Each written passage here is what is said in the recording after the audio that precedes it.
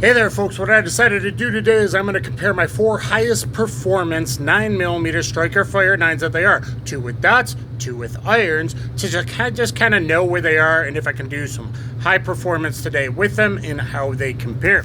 My first video of the day will be shooting as far as I can at 23.5 yards because that's what I got. So for iron sights, we got my PPQ 5-inch. I love this pistol. The budget but excellent Stoker STR9. That's the tungsten edition, so it has these Meprolite night sights on it that are pretty cool. We got probably my highest performance pistol, the Shadow Systems MR920P. Yes, it's cheating. This has a comp and a Gideon Omega Dot. I love Gideon optics. And the Springfield Armory Echelon 4.0C. This has a Meprolite Pro F enclosed emitter on that one. So those are the highest performance pistols that I happen to own.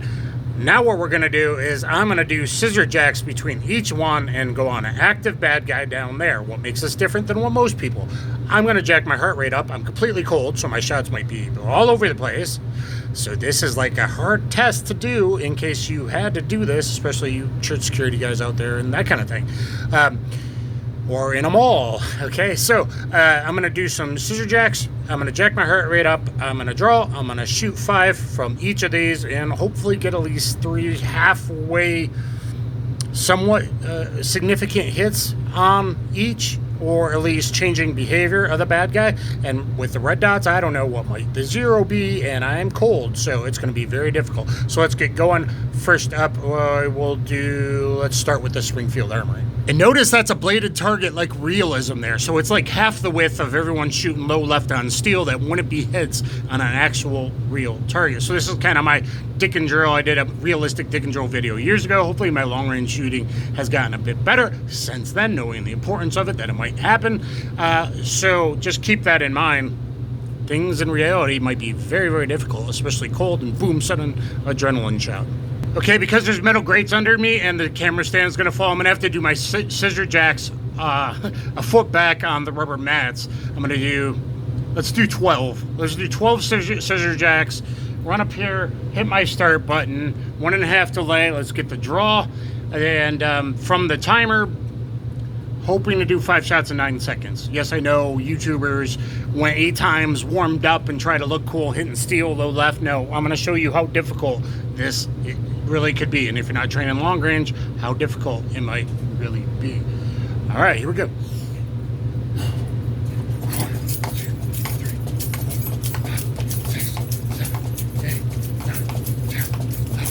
Spinning!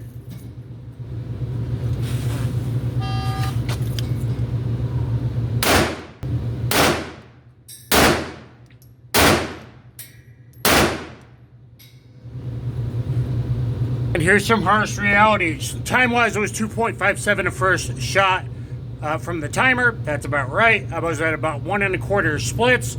For the 4 more shots, it's 5 seconds. So 2.57 times 5 plus 5, Jesus, is 7.57 seconds or so.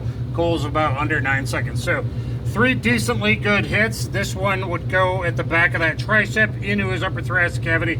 Everything, I should have been a little more left. I thought my cold shots I'd be pulling left. So 3 hits, a nick, and a liability. That's how hard this can be. Next up will be the Shadow Systems MR920P. Okay, here we go.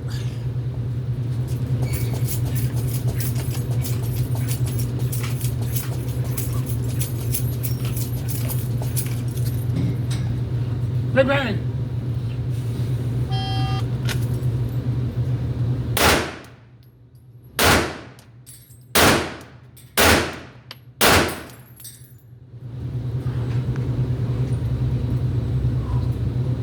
Approximately same time, 7.66. It was 2.62 to first shot. We're at a 162, 136, 102, 104 splits. I maybe should have showed down a little bit. We'll see if I got my hits or not. This is not easy, folks. I got 3 higher quality hits. At least 2 of the hits were higher quality because that's going 3-dimensionally into him better. So is that one. This one's probably a fight stopper, actually. You know, at least like scurry back to the bathroom like a coward type of thing. 3 hits, but 2 friggin' misses high right, which is basically what I did with the Echelon too. So rushing it, I'm maybe over gripping my 4 fingers, pulling high right instead of low left like most people. Yeah, that's probably what happened, just from the adrenaline, from the like, oh shit, I gotta hurry. Even though I'm going faster than I wanted under 9 seconds, and I'm going faster than that. This is difficult. Let's see how much of a difference iron sights make. This is gonna be real hard with the irons, even at this is 23.5 yards, because that's farthest to go, 70 feet. The width of the front night sights, PPQ's almost his whole upper body, so I'm gonna have to shoot a little bit lower so I can confirm my target. You know, a little lower than I would like to this bladed target, and even more so with the wide front night sight dot, which I prefer because most defensive stuff is up close. 2, 3, 4, 5, 6, 7, 8, 9, 10, 11, 12. Bang!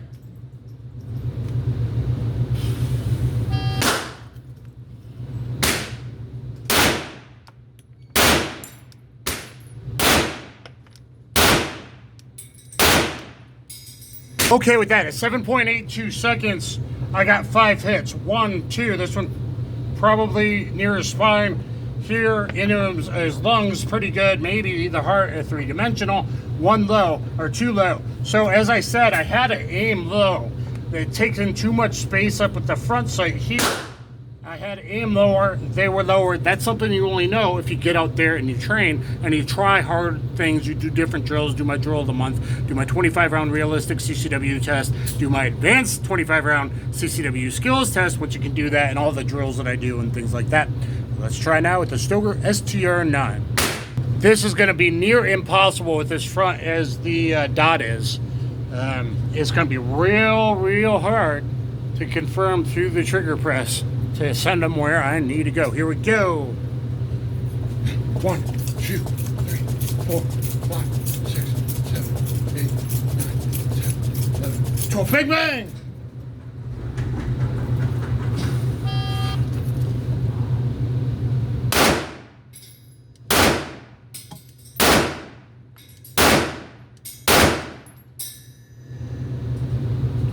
.38, so I slowed it down just a little bit, which I wanted to do. Was I successful? I don't know. Hey, I am happy about that. I got 5 hits. 1, 2, 3, right there. Really low. See, as the wider the dot was, the lower I had to aim on the target. 4 or 5.